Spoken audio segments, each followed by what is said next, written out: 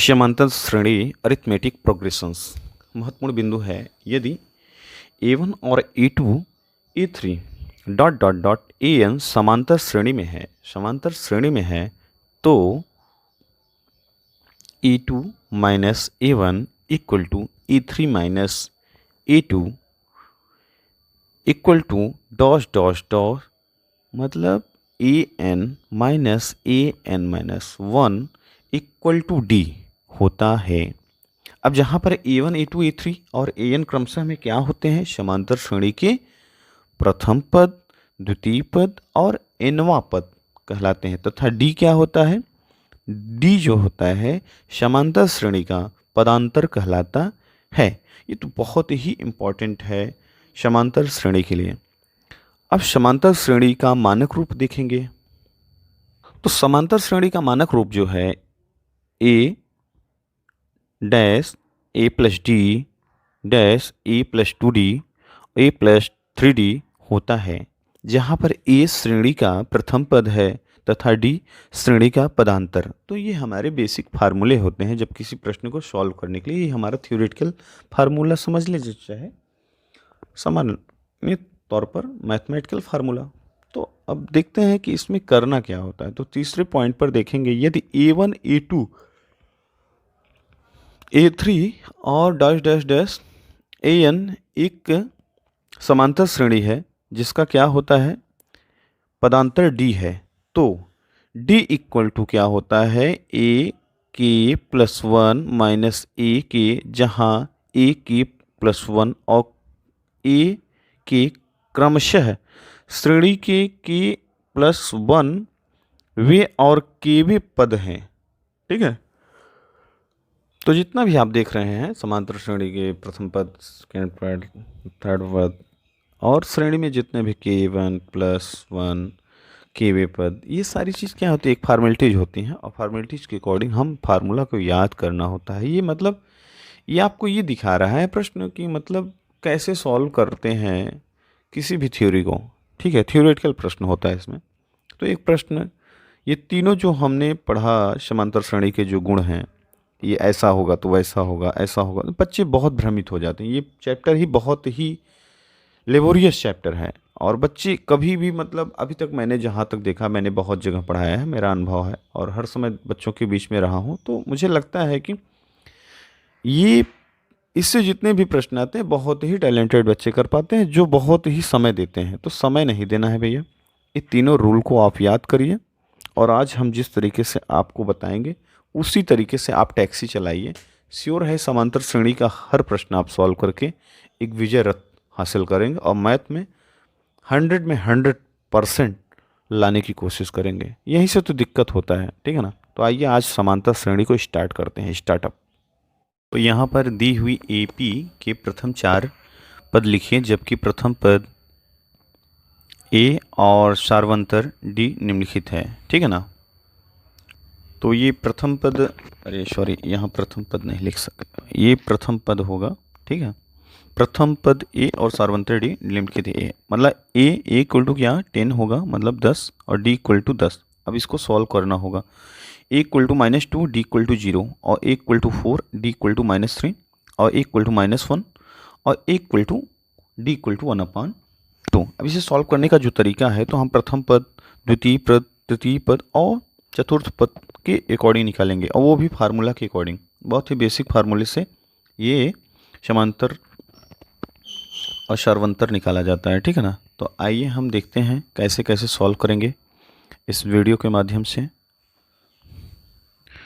तो यहाँ पर हम क्या करते हैं कि प्रथम पद, अगर प्रथम पद A इक्वल टू हो जाता है हमारा क्या 10, तो दूसरा पद हम निकाल सकते हैं कैसे? इसी में 10 प्लस D कर देंगे, 10 plus D equal to D equal to हमने क्या लिया है 10, तो 10 प्लस 10 कर देंगे तो हमारा दूसरा पद आ जाएगा 20। अब तीसरा पद कैसे करेंगे? तीसरा पद के लिए हमें सॉल्व करने के लिए क्या चाहिए? दूसरा पद मतलब 20 और प्लस D इक्वल टू क्या होगा? D की जगह पे हम क्या रखेंगे? D हमारा 10 है, तो 20 प्लस 10 इक्वल टू हमारा क्या होगा 30 होगा। ठीक है, अब यहाँ पर हम क्या करेंगे? चौथा पद जब हम निकालेंगे तो यहाँ पे 30 प्लस डी इक्वल टू क्या होगा 30 प्लस यहाँ पे डी का मान क्या है हमारा 10 है तो इक्वल टू हमारा 40। तो हम ये देखेंगे कि अतः दी हुई जो भी हमारी एपी थी, एपी हमारी क्या हो गई क्रमशः 4 पॉइंट पे हमारी निकल आई। तो 4 पॉइंट जब हमारी निकल के आई तो हमारा ये आंसर हो जाएगा, लगभग हमारा क्रमशः वैल्यूएशन में लिखा जाएगा। तो अतः लिख सकते हैं कि दी हुई एपी के प्रथम 4 पद क्रमशः जो निम्न है क्या है। अब इसमें क्या होता है, प्रथम पद में हमने इक्वल टू कितना 10, इधर 20, 30 और 40 क्रमशः। देखिए सौभाग्य की बात है कि जो हमारा ए और डी था वो बहुत ही बेहतरीन था, दोनों में 10-10 ही था। तो इससे क्रमशः हमारा 10, 20, 30 और 40 के रूप में आ गया, मतलब 10, 20, 30 और 40। तो ऐसे ही अब अगले प्रश्न को लेकर चलते हैं। तो इसमें क्या होगा, इसी के माध्यम से होगा प्रथम पद और द्वितीय पद और तृतीय पद और चतुर्थ पद। अब इसमें पाँचवें 60वें ऐसे अनंत तक किसी भी स्तर का ये प्रश्न उठा सकता है। तो ये फार्मूला हमारा बेस यही बनेगा और सर्वंतर और प्रथम पद को देखकर ही एपी के हम 4 पद 5 पद जितने भी प्रश्न हम बना सकते हैं। तो इसमें जितने भी, अब मानिए इसको हमने एक सॉल्व किया तो इसके बाद 1, 2, 3 इसके पीछे 3 प्रश्न हैं और तीनों प्रश्नों को आप बेहतरीन तरीके से सॉल्व करेंगे तो ये हाई स्कूल के जितने भी एग्ज़ाम आते हैं, अभी 10 साल के जितने भी एग्ज़ाम दिए हैं बच्चे हैं, तो वो देखेंगे आप जब प्रश्न पत्र उठागे वो ये प्रश्न आता ही है, ये श्योरिटी है। तो इसे आप सॉल्व करके अवश्य जाएं और इस वीडियो के माध्यम से अन्य बच्चों को भी दिखाएं कि कैसे प्रश्न को सॉल्व किया जाता है, कैसे नहीं सॉल्व किया, कैसे प्रश्न नहीं आता है तो बच्चे कैसे उत्तर को गड़बड़ कर देते हैं। तो ये देखना हमारा आपका विषय है। तो ग्रुप के माध्यम से हम ग्रुप में भी ये पूरे वीडियोज डाल देते हैं और आप इसे शेयर भी कर सकते हैं अपना इंस्टाग्राम और फेसबुक और अन्य जगह पर, और हम भी इसे यूट्यूब पर डाल देते हैं। तो वीडियो में अब अगले प्रश्न की ओर चलते हैं। तो आइए देखते हैं। तो अगला प्रश्न हमारा क्या है, मान लीजिए है a इक्वल टू -2 और d इक्वल टू 0। अब इसमें पॉइंट क्या बना, हमारा d इक्वल टू 0 हो गया और a इक्वल टू क्या होता है -2। अब इसे हम क्रमशः ऐसे ही लिखते हैं। तो हमारा सॉल्यूशन में लिखते हैं a इक्वल टू -2 और d इक्वल टू 0। अब क्या हो गया, सार्वंतर हमारा d हो गया और प्रथम पद क्या हो गया a इक्वल टू -2। अब जैसे हमने इसमें सॉल्व किया था तो ऐसे ही लिख देंगे कि प्रथम पद हमारा क्या होगा, प्रथम पद a इक्वल टू हमारा होगा -2। अब -2 हो गया, ठीक। अब जैसे ही दूसरा पद हम निकालेंगे तो दूसरे पद में क्या करेंगे, ये -2 है तो इसे -2 और प्लस डी करना होता है ना। तो डी में क्या है हमारा 0 है, 0। तो इसका आंसर क्या आएगा, आंसर क्या आएगा, इसका आंसर -2 होगा। दूसरा पद हमारा -2 होगा। अब इसमें क्या करें, तीसरे में वही सिस्टम जो पहले प्रश्न में हमने सॉल्व किया। तो यहाँ पर -2 प्लस क्या किया 0, इसका -2 ही आया। तीसरा, चौथा कितना भी करेंगे ये सब के सब वैसे ही पद आएंगे, ठीक है ना। तो यहाँ पर -2 प्लस 0 इक्वल टू -2, मतलब जहाँ पर भी देख रहे हैं जितना भी पद है इसमें क्रमशः जितने पद होंगे तो इसमें एपी के जो भी पॉइंट बन रहे हैं तो दी हुई एपी के प्रथम 4 पद 5 पद 8 पद 10 पद मतलब अनंत पद जहाँ पर भी इसका बेस बनेगा वो -2 के अकॉर्डिंग ही आएगा। तो यहाँ आंसर में हम क्या लिखेंगे कि दी हुई एपी के क्रमशः 4 पदों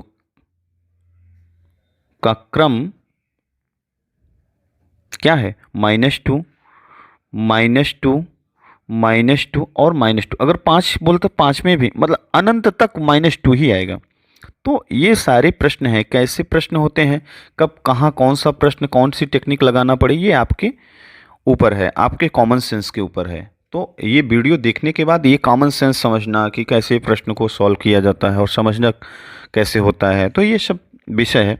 ऐसे ही आप तीसरा चौथा प्रश्न करिएगा। जहाँ नहीं समझ में आता तो आप ग्रुप में भेजिएगा, सर ऐसा नहीं हुआ तो ये कैसा हुआ। जो भी प्रश्न है आप ग्रुप में भेजते रहिए और हम आपको बताएंगे कि ये ऐसे सॉल्व करना है, ऐसे सॉल्व।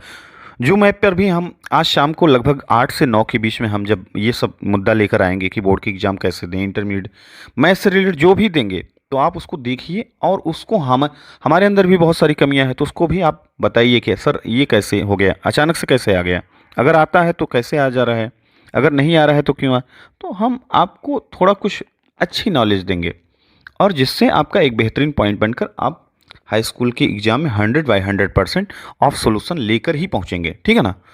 तो आइए अब अगले वीडियो में हम आपको दिखाएंगे कि ये एपी के अलावा क्या है, ठीक है, समांतर श्रेणी किस किस ढंग से लगाया जाता है, ठीक है ना। धन्यवाद।